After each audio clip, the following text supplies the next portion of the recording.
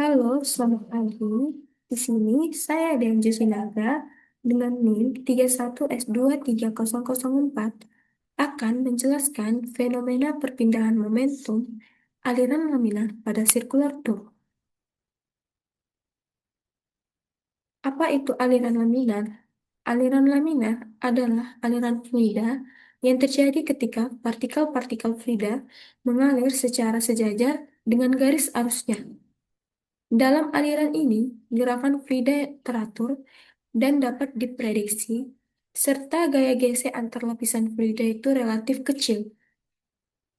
Nah, fenomena yang terjadi.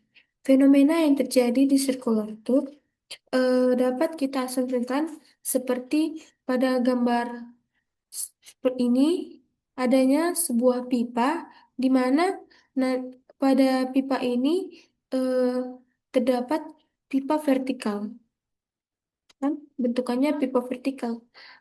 Yang di mana nanti pipa vertikal ini akan dialiri fluida yang akan masuk dari atas menuju ke bawah.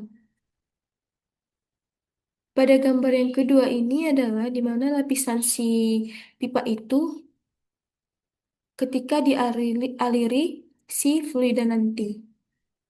Nah, ketika si fluidanya itu dialirkan dari atas menuju ke bawah pipa ini, maka kita akan dapat menentukan bagaimana profil kecepatan fluida di dalam aliran laminar pada pipa vertikal ini.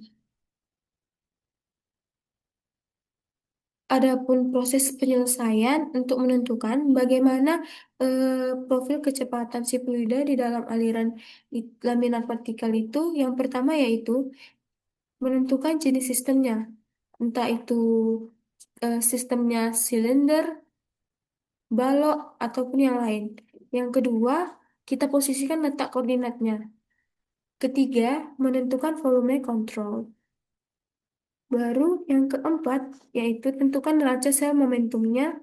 Yang kelima, setelah dihasilkannya neraca momentum ini, maka akan kita temukan persamaan diferensial, kemudian diintegralkan. Yang keenam, dihasilkanlah persamaan flux momentum dengan konstanta C1. Yang ketujuh itu, substitusikan hukum viskositas Newton ke persamaan flux momentum yang telah kita dapatkan tadi, sehingga nanti didapatkan persamaan diferensial untuk kecepatan. Yang kedelapan itu, integralkan hingga dia mendapatkan si C2. Nah, yang kesembilan itu, kita tentukan kecepatan maksimum dengan R sama dengan 0. Yang kesepuluh, tentukan kecepatan rata-rata. Dan yang ke-11 itu, tentukan laju aliran volumetrik. Di sini ada kontrol volume di mana kita akan eh, menentukan apa aja yang kita perlukan di pipa ini. Yang pertama sekali itu, tadi kan proses penyelesaiannya itu, yang pertama sekali itu kita harus menentukan koordinatnya.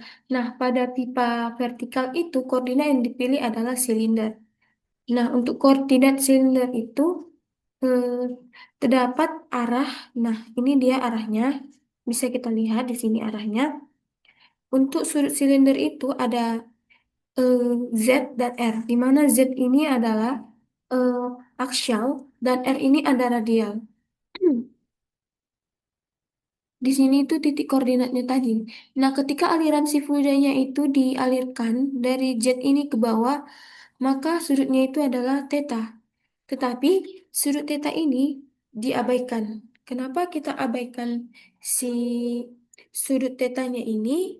Karena alirannya si fluidanya tadi itu kan masuk dari simetris gini dia, dari Z ini ke bawah. Eh, jadi dia simetris terhadap sumbu Z dan tidak ada rotasi yang terjadi di sini. Pada pipa vertikal ini terdapat panjang dari si pipanya itu yaitu L, dan eh, ketebalan dari si pipa itu adalah delta R, di mana delta R itu dari titik sepanjang dari sini ke sini. Nah, jari-jarinya itu R itu dari sini ke sini Bisa juga di sini dari kanan maupun dari kiri. Nah, sebelumnya eh, pada folding film arahnya itu kan X, Y, dan Z. Sedangkan pada silinder ini ada Z dan R. Kenapa? Pada eh, folding film itu eh, bidang miring di mana itu adalah sudut Cartesian. Dia itu seperti ini. Eh, Salah, maaf. Hmm, dia itu sudut Cartesian. Ada gini. Nah, bisa saja dia ke sini atau bisa dia ke sana. Seperti itu. Sedangkan pada si eh, silinder ini, nah ini arahnya itu cuma Z dan R, tidak ada perputaran rotasi tadi.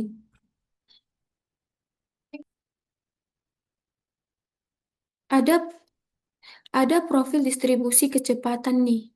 Nah, ketika kita mengkaji momentum, maka akan ada si stres atau tegangan eh, yang terjadi eh, ataupun yang terlibat di dalamnya. Dan juga ketika eh, fluidnya itu ketika fluidnya itu jatuh, maka kita akan dapat memprediksi kecepatan si fluida yang paling tinggi serta kecepatan fluida yang paling tinggi itu berada di tengah. Nah, di sini ada VZ sama dengan nol. Nah, kenapa VZ sama dengan nol? Karena VZ-nya itu bersentuhan langsung dengan si fluidanya. Jadi di interface-nya itu antara si solidnya yang ini, maaf, dan fluidanya yang ini. Kita anggap nol karena dia itu kecepatannya itu mengikuti kecepatan solidnya. Nah, tetapi pada phase sama dengan nol ini, maka si pesinya ini atau si momentumnya itu semakin besar karena gaya gesekannya itu semakin besar.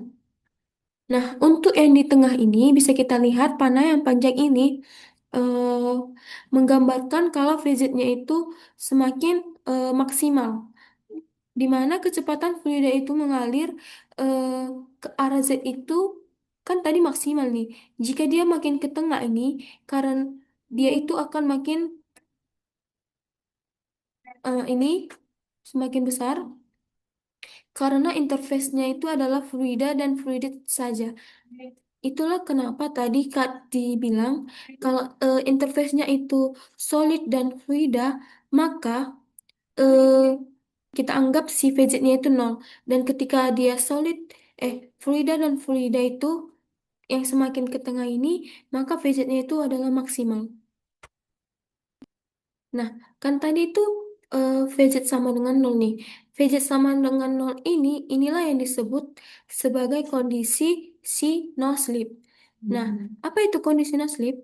Nah, kondisi no slip itu partikel fluida yang bersentuhan langsung dengan permukaan padat atau si solidnya yang ini akan memiliki kecepatan yang sama dengan permukaannya itu permukaannya ini. Makanya tadi kan VZ-nya si fluidanya itu makin kecil nih, karena dia bersentuhan langsung dengan si solidnya ini. Sedangkan si solidnya ini kan diam nih, makanya dia si solidnya itu nol, sehingga VZ-nya itu nol.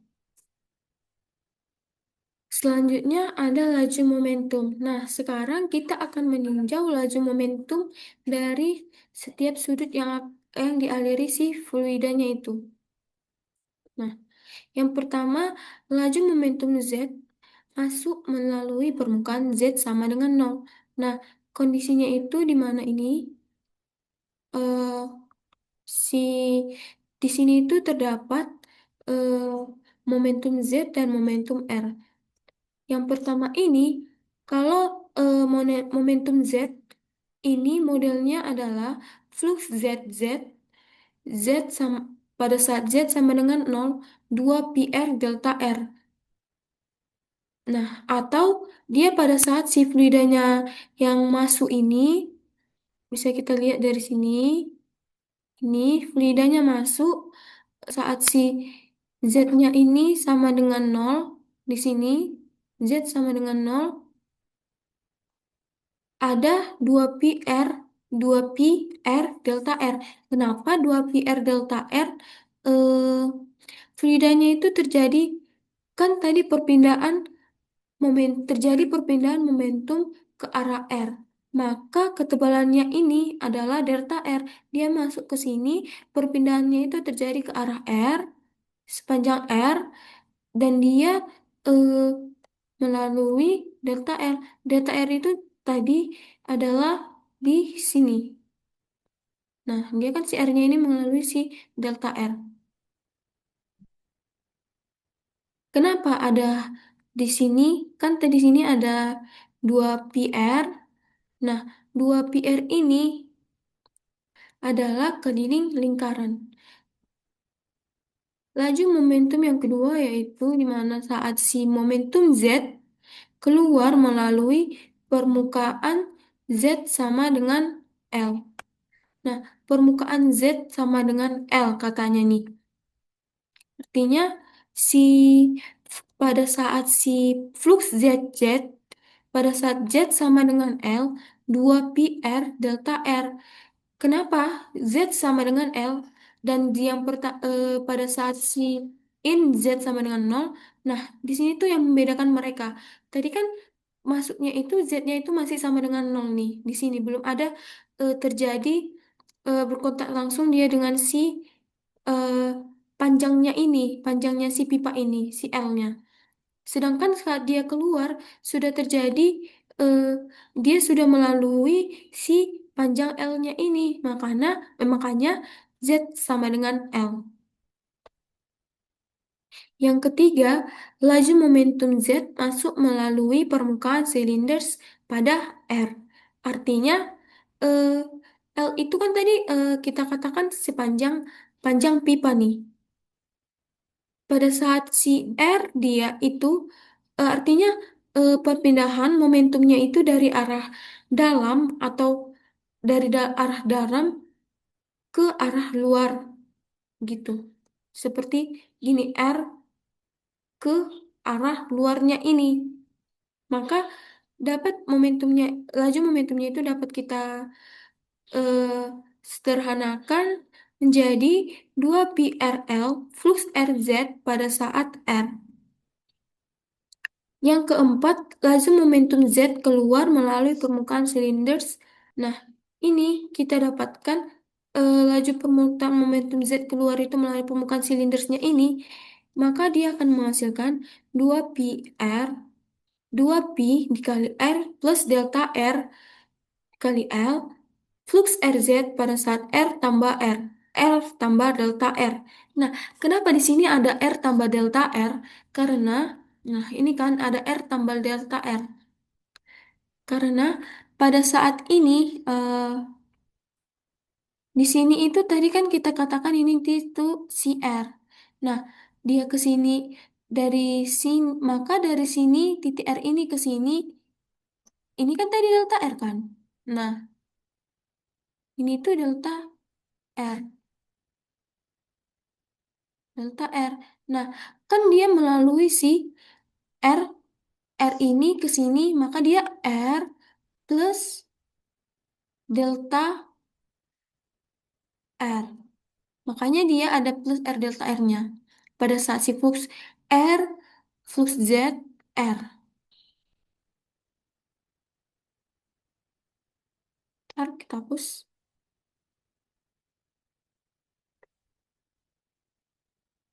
Nah, dari eh, laju momentum yang dihasilkannya tadi ini, yang ini, dapat kita sederhanakan seperti menjadi 2 pi RL flux RZ pada saat R plus delta R.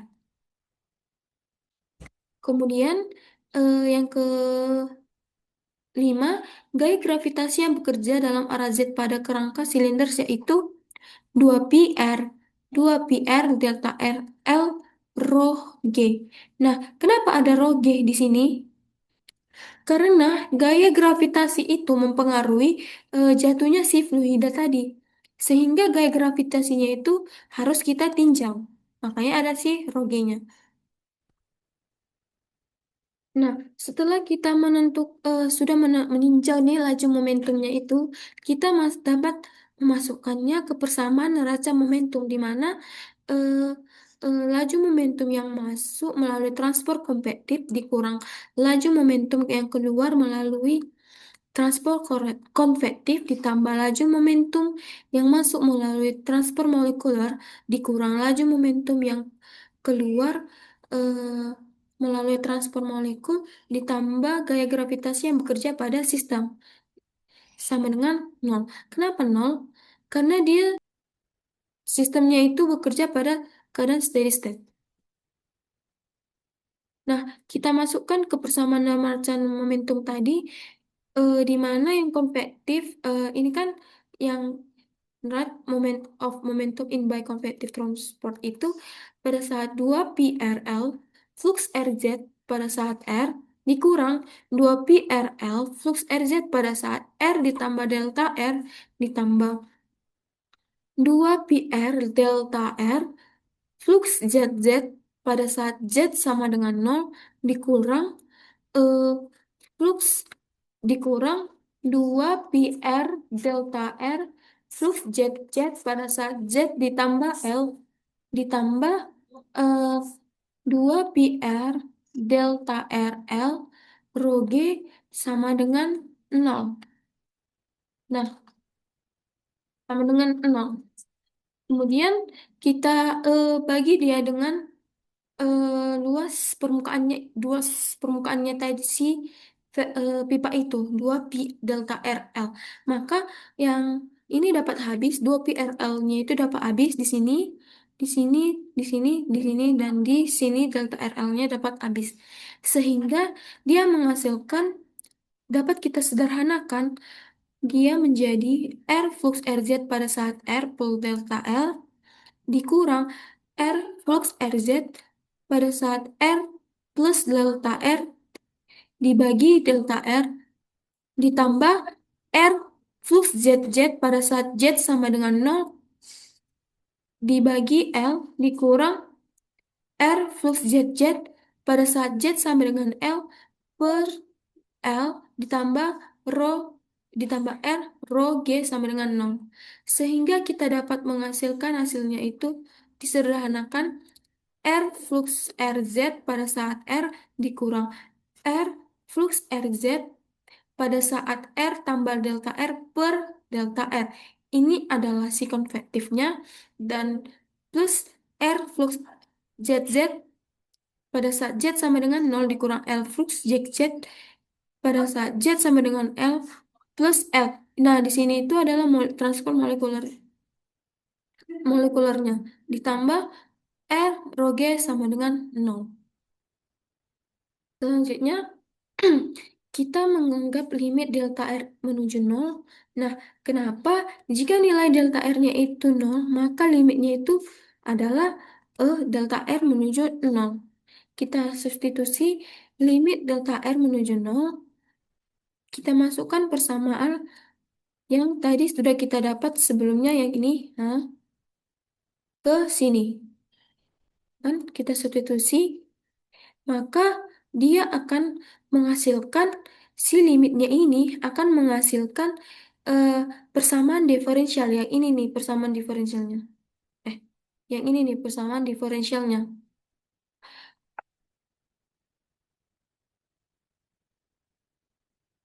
Yang ini persamaan diferensial yang kita hasilkan. Nah, sedangkan yang ini menyatakan bentuk turunan terhadap si R-nya tadi. Makanya kan ada D per dr. Eh, di persamaan diferensial ini, di mana ini kita dapat presentasikan adalah turunan dari si eh, R flux RZ terhadap si DR.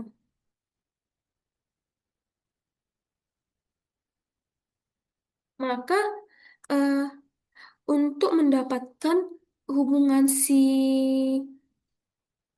taunya itu dengan posisi dapat kita mengevaluasi eh, komponen si flux RZ dan si flux ZZ-nya itu. Kenapa si VR dan si VZ-nya itu nol? Karena tidak ada kecepatan yang terjadi ke arah si radialnya itu tadi, si pada saat VR sama dengan nol, sehingga tidak ada juga tekanan yang bekerja, makanya P-nya ini nol. Si si rho VR VZ-nya ini eh, dapat kita sebut sebagai komponen si eh, konvektif, dan si ini komponen si molekulernya. Sekarang kita mengevaluasi komponen si flux ZZ. Flux ZZ ini kan eh, dapat kita masukkan nih. Tidak ada yang eh, namanya dia tetap nih. Nah, oleh karena itu, sehingga dari persamaan diferensial yang kita dapatkan yang sebelumnya itu ini D R flux RZ per DR sama dengan flux ZZ pada saat Z sama dengan nol dikurang flux ZZ pada saat Z sama dengan L per L ditambah rho kali G dikalikan dengan R. Nah, ini kan persamaan diferensial yang kita dapat sebelumnya dari sini.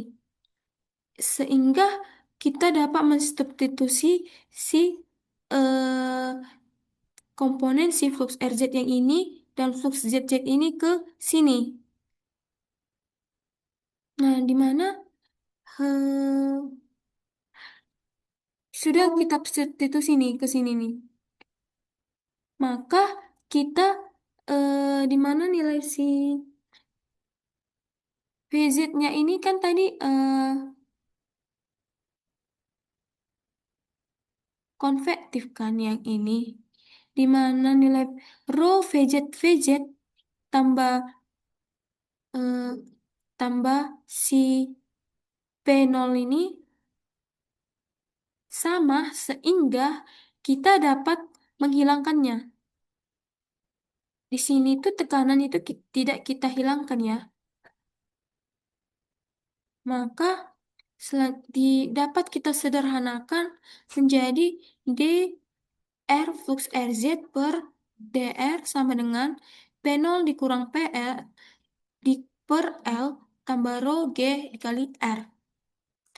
Nah, di sini ini P0 kurang PL di per L ini itu adalah merupakan tekanan hidrostatis di mana P total sama dengan rho P dikurang rho GH. Kemudian setelah hasilnya kita sederhanakan nih, udah kita dapat nih penyederhanaannya ini, maka kita integralkan dia. Kita integralkan si persamaan diferensial tadi sehingga dia menghasilkan integral dr eh, e atau rz sama dengan P0 dikurang PL per L integral R dl. Kan pengintegralan itu kita harus si dr. Maka hasil integralnya menghasilkan R tau RZ sama dengan R kuadrat per 2 dikali P0 kurang PL per L tambah C1. Nah, hasil integralnya itu menghasilkan si konstanta nih. Si konstanta yang ini, C1 ini, sehingga dia menghasilkan konstanta C1. Kemudian kita konstanta C1 ini merupakan komponen satu di mana hasil integrasi tak tentu yang yang tidak memiliki batas, maka dari itu diperlukan untuk menghasilkan nilai si C1 ini. Kita harus bagi dia dengan R. Makanya hasilnya itu akhirnya menjadi tau RZ sama dengan R dikali P0 dikurang PL per 2L tambah C1 per L. Kemudian eh, setelah hasilnya dapat nih, kan tadi udah dapat nih hasil integral kita nih. Nah, tau RZ sama dengan P0 kurang PL per 2L dikali R tambah C1 per R. Nah, ini tuh kan ada C1 nih. Pada boundary condition atau kondisinya itu si R sama dengan nol, tau RZ sama dengan finite, di mana finite itu artinya itu dia mempunyai nilai tetap, tetapi dia tidak bisa didefinisikan, jadi dia lebih ke pada saat eh, lebih kecil dari nol atau lebih besar dari nol atau lebih kecil dari tak hingga nih. Sehingga C1-nya itu harus sama dengan nol. Maka dapat kita substitusi C1 sama dengan nol ini ke persamaan yang kita dapat tadi.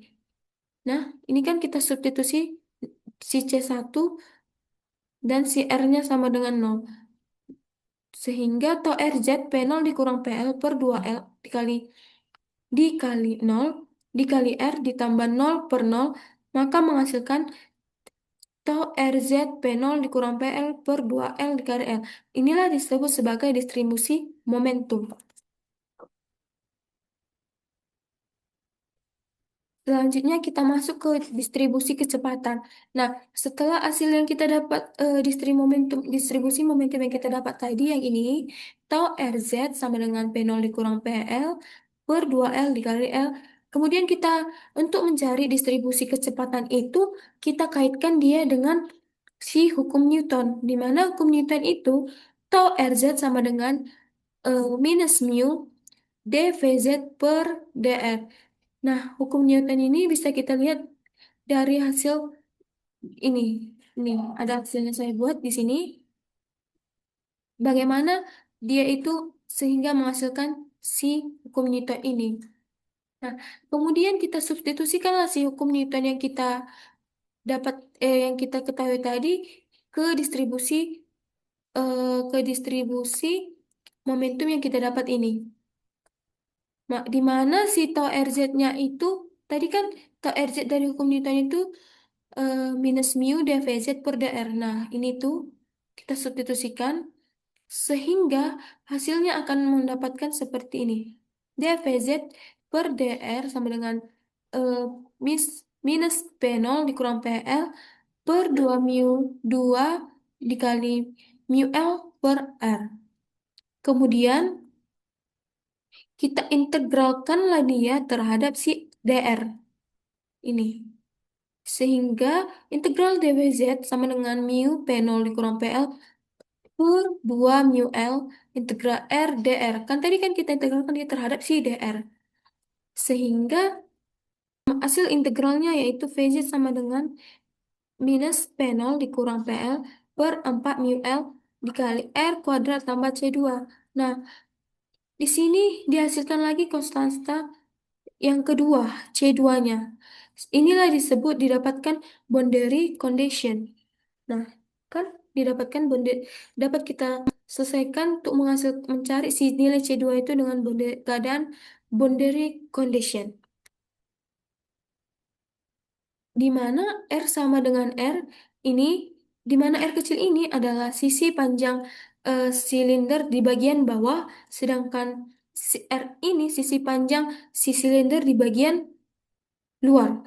Nah, pada saat VZ sama dengan nol, ini merupakan kenapa dia VZ sama dengan nol? Tadi kan VZ sama dengan nol pada gambar yang kita lihat tadi itu kecepatan awal pusat si fluida itu jatuh, makanya dia nol. Sehingga kita substitusi si VZ sama dengan nol ke sini. Nah, sudah kita substitusikan si nol ini ke sini, maka hasilnya itu dapat kita si pindahkan si ruasnya itu si C2 nanti kita pindah ruaskan, maka si C2-nya itu kita dapat temukan yaitu sama dengan P0 kurang PL R kuadrat per 4 mu L.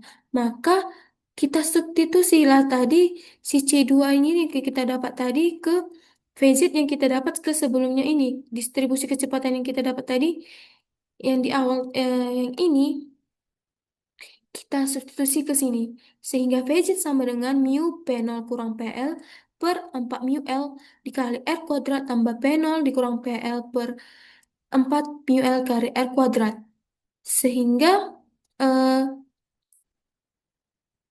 Setelah kita sederhanakan dia, maka VZ-nya itu adalah P0 dikurang PL per 4 mu L dikali minus R kuadrat ditambah R kuadrat. Maka yang terakhir, kita dapat menentukan kecepatan si maksimumnya. VZ VZ maksimumnya itu atau kecepatan maksimumnya itu pada saat R sama dengan nol, saat dia itu di awal tadi. Nah, sehingga VZ max sama dengan P0, ini kan tadi VZ maxnya itu V0 dikurang PL per 4 mu L dikali nol. Kenapa nol? Tadi kan R-nya sama dengan nol nih. Nol ditambah R kuadrat sehingga VZ maksimumnya itu Pak adalah P0 dikurang PL per 4 mu L dikali R2. R pangkat 2. Selanjutnya kecepatan rata-rata. Nah, kecepatan rata-ratanya itu dapat kita temukan dari VZ sama dengan seperdua dari VZ maksimumnya. Yaitu seperdua dikali VZ maksimumnya berapa? Ini nih VZ maksimumnya udah kita dapat sebelumnya. P0 dikurang PL per 4 mu L dikali R kuadrat. Sehingga kita dapat sederhanakan menjadi P0 dikurang PL per 4 mu L dikali R kuadrat. Yang terakhir, maka kita sudah dapat menentukan laju alir volumetriknya, di mana Q sama dengan luas penampang dikali VZ rata-ratanya, kecepatan rata-ratanya tadi. Nah, luas penampangnya ini PR kuadrat. Nah, kan tadi PR kuadrat ini kita dapatkan dari luas penampang si silinder.